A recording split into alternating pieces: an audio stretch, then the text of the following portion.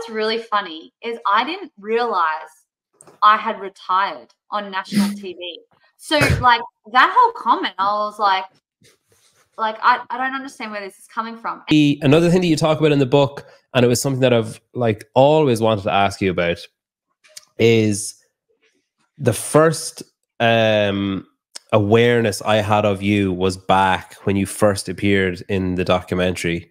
Here we go. And I think it was, I'm guessing it was Mariah you were talking to, but I'm not really sure. But there was someone walking with a camera. You're coming back, like you're outside in Carson, I think, and a fan approached you or approached someone in front of you and asked for a photo, and then asked you, and you were like, it was basically you were like, no, you don't have to do that. Like, you know, like you're basically like, knew the person. Okay. And this is how frustrating media and, you know, basically, you know, when people can cut and chop things to make the story, you know, suit them. So like, you know, if you were to cut this video, you could kind of make me look like an angry sour cow right now. Well, that's my plan. So what happened is moments before that, we were joking because I knew the person, we were joking. And so that clip that you're referring to, and I remember it very clearly because this has haunted me for a very long time. But we were joking about how awkward it is for someone to be like, oh, because you can sometimes tell that someone wants a photo with you, but they just don't have the confidence to be like, hey, can I get a photo with you? So, you know, me being nice, I'd be like, oh, would you like to get a photo? But it kind of comes across a little bit cocky, like, okay, you know, tone it down a little bit, like stay humble. Well, anyways, so we continued on with the joke. And then I was like, oh, so I can't remember exactly what I said, but I said something like, oh, well, you're going to get a photo with me now, and then you'll probably delete it after, because the awkward thing is he didn't actually want the photo with me. And I went, oh, did you want a photo with me? And he's like, oh, no, not really. But okay, I'll get a photo with you because you got that for me. And then I was like, oh, now you're going to, and we were joking. And like, you know, Australians are very sarcastic. So, you know, he was trying to be nice to me and like kind of smooth things over, because he's like, well, this is awkward because I don't actually want a photo with you. But then he was like, you know, no, I'll get a photo with you. And then here I was like thinking, oh gosh, I got to backpedal. And then I just looked like an insecure amateur, really. Yeah.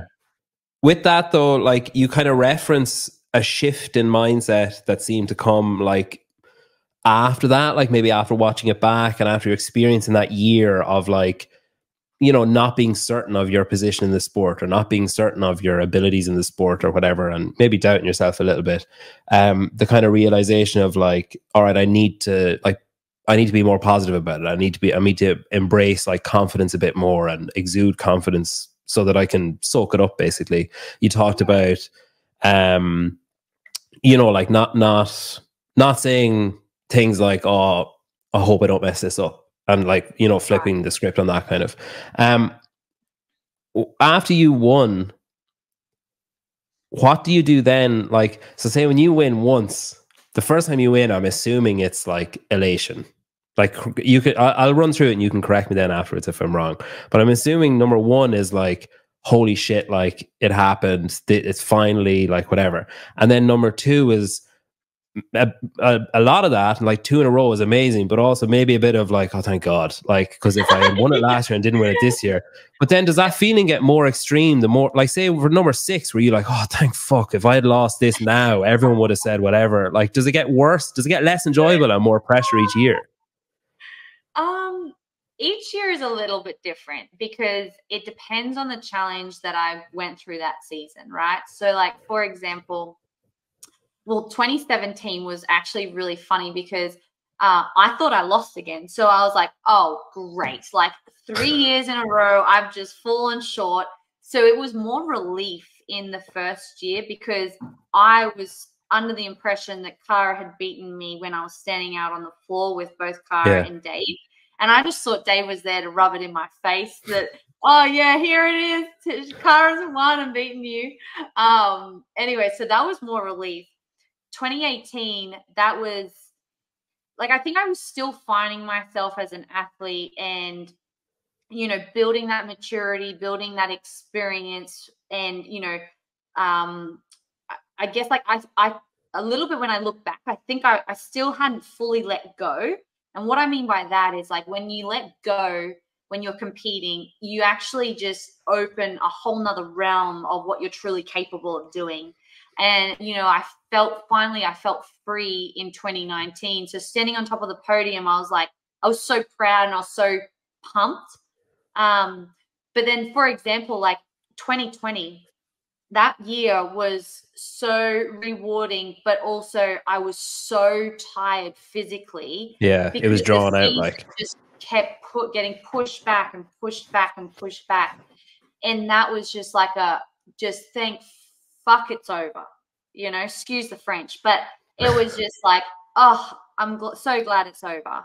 But then 2021, I was like, I can't believe it's over. Like, I still have shit to do. Like, I'm not even reached like my all-time peak yet, you know, and like, I'm going to do this for the next 10 years. And then 2022, I stood on top of that podium so disappointed in myself because I was like, I did not execute my performance the way I should have as a veteran of the sport. I felt like I made some very rookie mistakes through that season or through that games. And I also wasn't happy with how some of my season had gone. And so, you know, like when you fall short and you know that you hadn't given your best, that's when things, you know, you have to really ask yourself, like, okay, what is it that I need to change in order to be better and to make sure that I am putting my best foot forward? So yes, every year is different. It's not always like just, yes, I'm on top of the world and I feel amazing. A lot of it has to come down to how I perform. And I was definitely not happy with 2022. And, you know, when people said like I'd retired and stuff, I was like, I'm definitely not retiring on that note, you know, like for almost, I would say, you know, 2022, I was so disappointed in my performance. It was my worst year, you know, yet I was stood on top of the podium. So it's a very fascinating thing. And I was so heartbroken in 2016 when I came second again, because I knew I didn't give it my absolute best. I held myself back. And we talk about like this documentary, for example, as much as that hurt to watch, it was still it was still good to watch because it allowed me to see how other people see me. And not that I should ever allow what other people think of me to affect me, but it is a really, when you see yourself on, you know, a documentary or on video and stuff, you actually see yourself from afar and you're like, do I like what I see? And even though I knew that those contexts were blown out of proportion and it wasn't accurate for, you know, what it was, I still allowed and put myself in that position. So I had to take ownership of that. And I think learning that and understanding how important it is to just be aware of, you know, your surroundings and what's in front of you and, you know, how you carry yourself and everything, you're responsible for that. So, you know, that was a great learning curve. And, you know, everything, you can look at every experience, good or bad. It's how you overcome those experiences that will determine, you know, how far you go. Yeah.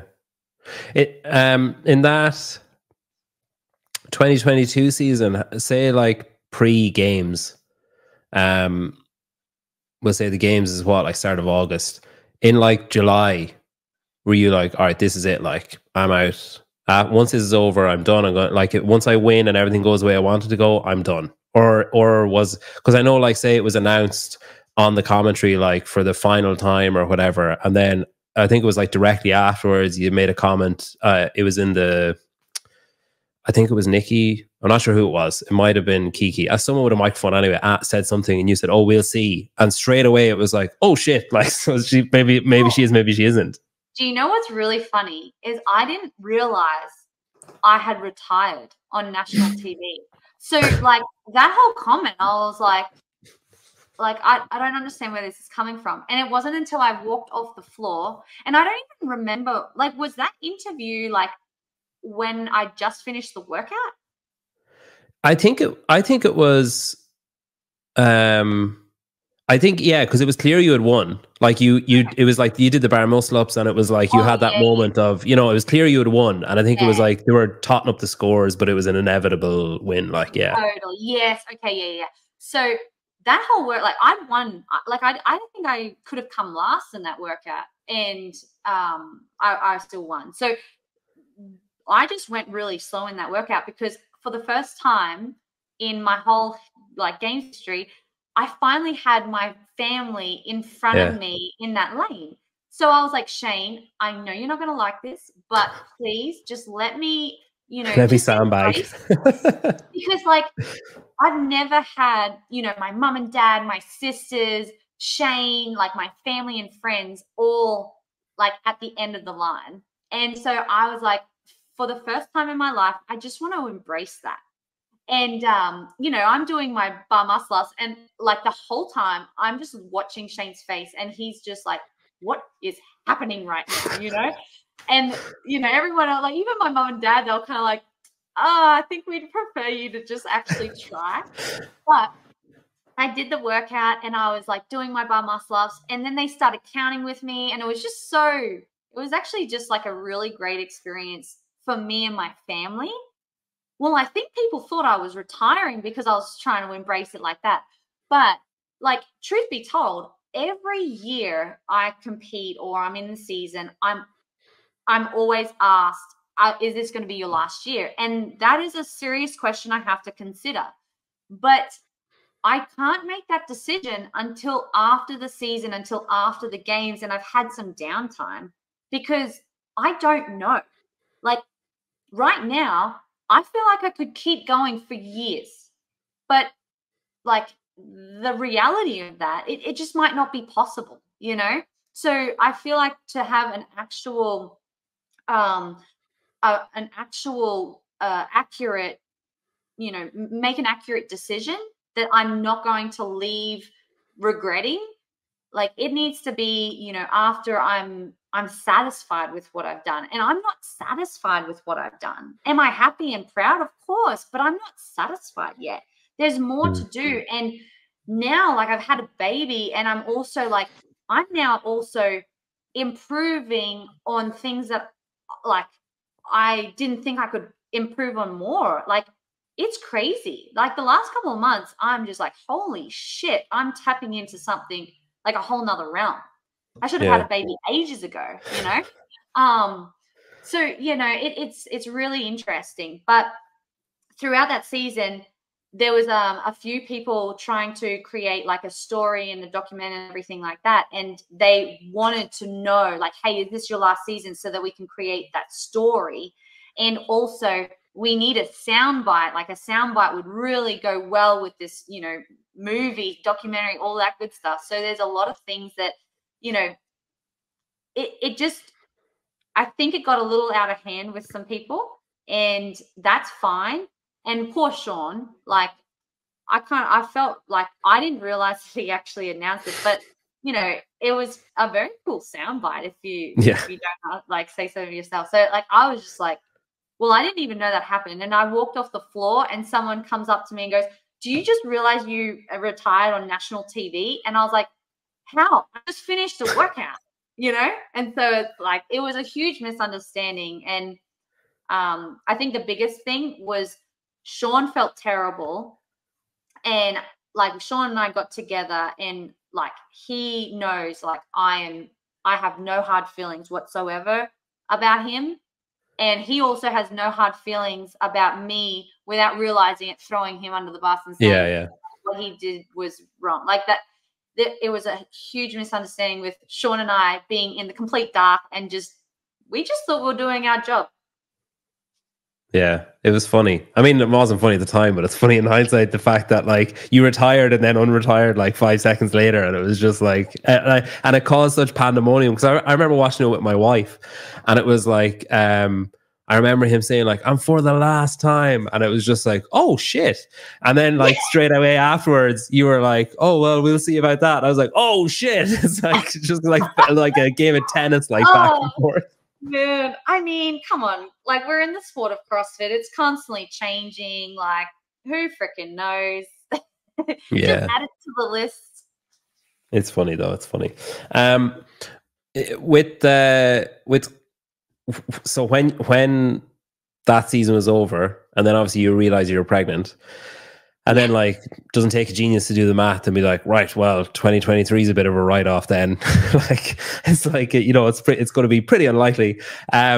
Was there any part of you after that was like, I mean, people said I was retiring, I could just not go back? Like, I mean, it was kind of, you know, like I could be just done. And now am I putting myself in a position now where I could be setting myself up for a more difficult season than I've had in the past, because now I have like, you know, I have to recover. I have to, you know, go through everything. Plus I've got this extra draw on my energy and I've got this extra responsibility and stuff.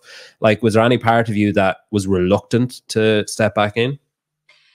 So that's really interesting, because after 2022, like it was just like, it was not a good season. And in terms of like the season, I say that because, you know, like I went through having to do injuries, and everyone goes through that. So like that was fine, whatever, like that's a part of the whole process. But I didn't execute my competition the way I did, right?